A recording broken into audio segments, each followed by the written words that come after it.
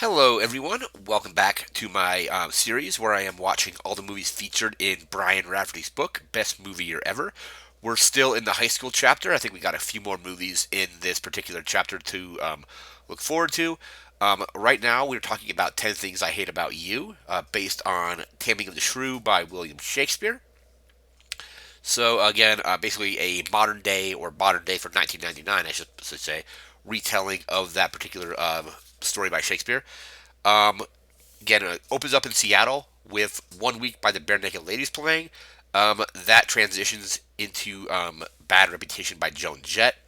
So we have one group of people listening to that song in a car, and then our main character, or one of our main characters, shows up listening to that, and it kind of drowns out the audio. It's a nice little audio trick there.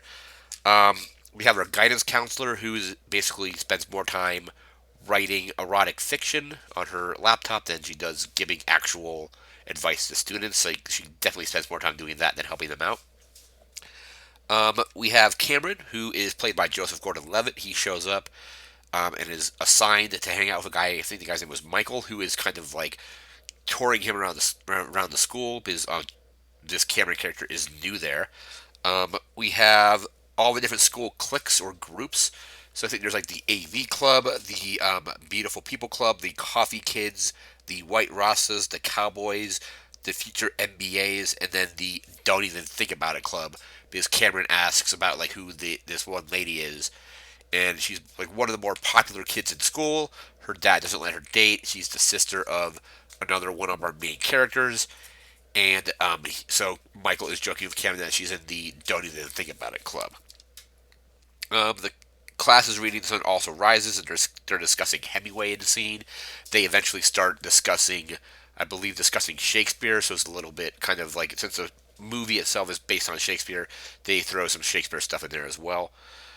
We have Mr. Morgan, I believe. He's giving a speech. He kicks Kat. Kat is played by Julia Stiles.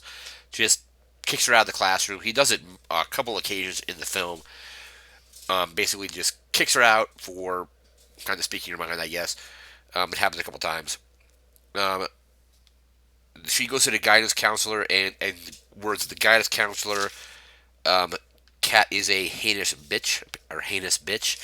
So she eventually leaves the guidance counselor. We have film also stars Heath Ledger.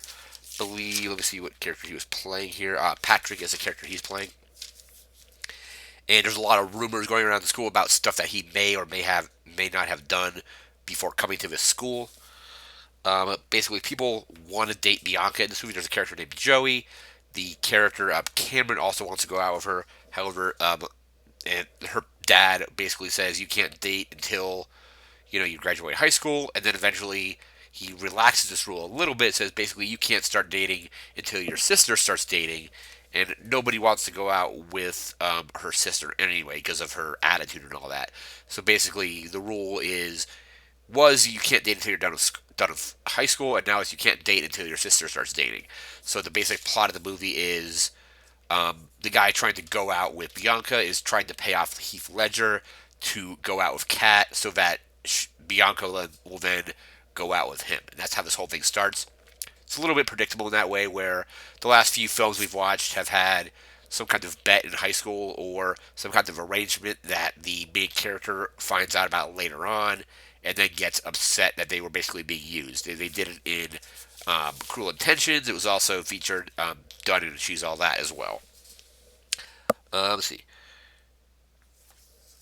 Yeah, so Kat gets into an East Coast college. Her dad just really wanted her to go there, but she gets into that nice school.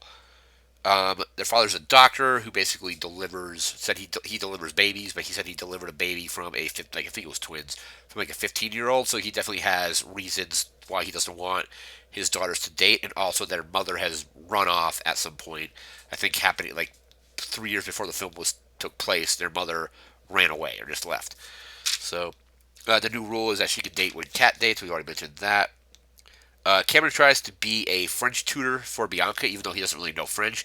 So he's basically studying French in order to tutor her on French, in order to potentially go out with her as well. So there's definitely a competition between the character of Joey and the character of Cameron as to who is going to go out with Bianca.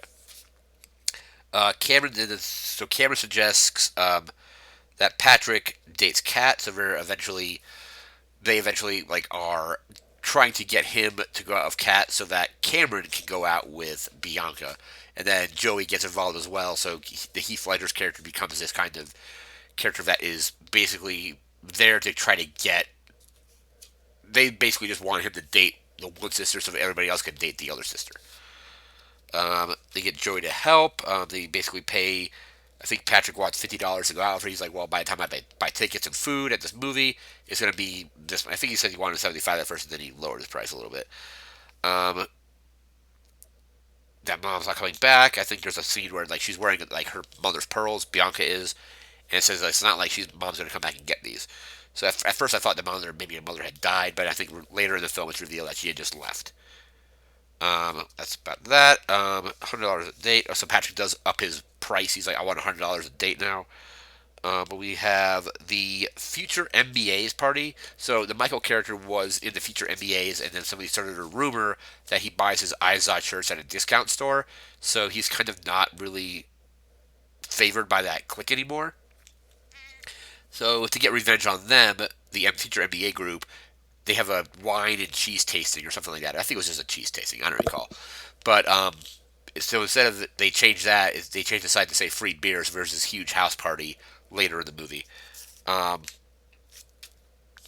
Bianca and Cameron go into Kat's room to try to get information about Kat. So maybe like what she likes, what she doesn't like. Cameron then passes that information off to Patrick in an attempt to have him have like the same kind of interests that Kat does. Um, their father makes Bianca wear a like pregnancy belly thing to this dance. It's just like a thing that goes over you to simulate pregnancy. So she just wanted her to wear that as a reminder. She wears it for a little bit and takes it off later on. There's a big party. Um, Bianca or not Bianca. Who is it? Kat ends up drinking and partying and like dancing on a table. Kind of stuff that is kind of against her character at this point. And then she eventually starts wanting to, like later in the film, trying to kiss Patrick. And Patrick, since is feeling a little bit guilty about what he's doing, doesn't want to. And then she starts disliking him because he didn't kiss her basically. Bianca asks Cameron for a ride. Cameron gives Bianca a ride home. Let's see, and then Patrick does not kiss Kat, but Cameron says that Bianca is selfish and all this other stuff, and then she ends up kissing him. So we kind of see where the pairings are going to end up. We see that Kat is going to end up with Patrick, and that Cameron is going to end up with Bianca at some point. There's a part where basically, again, where Kat finds out that the whole thing was kind of arranged, and they have a falling out for a bit. But of course, in predictable fashion, they get back together and work their stuff out a little bit. Kat now is pissed at Patrick. Patrick doesn't want Joey to pay him anymore. He's like, I'm done with this.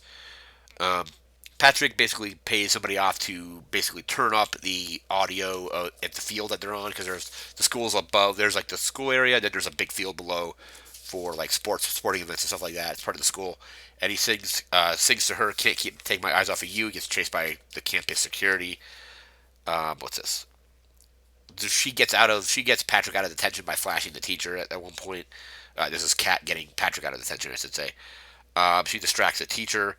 Patrick, they go play paintball. They eventually kiss, and then eventually Kat does find out that it was like a whole arrangement thing, and then she gets upset with that. And they mentioned that Kat had dated Joey prior to this, and had actually like slept with him, and then eventually like stopped doing. She's like, well, telling Bianca, she's like, you shouldn't do stuff just because everybody else wants you to do stuff. You should just do stuff for yourself. Um, Patrick eventually goes out with Kat. They're trying to go to like a prom, I think. So basically, Joey shows up at their house. Michael goes with, I think her name is Mandala. That's one of Kat's friends. Joey shows up at their house to go with Bianca, but Bianca's gone. Patrick goes with Kat. What's this? Joey, she tells Bianca about the bet. Yeah, so Joey, who's this? I think the character was, I forgot that, oh, Chastity is the name of the character. So Chastity ends up going with Joey. She tells Bianca about the whole bet thing. Kat finds out about that from Joey, and then Joey, what's this? Punches Cameron, and then Bianca comes in and actually ends up beating up on Joey.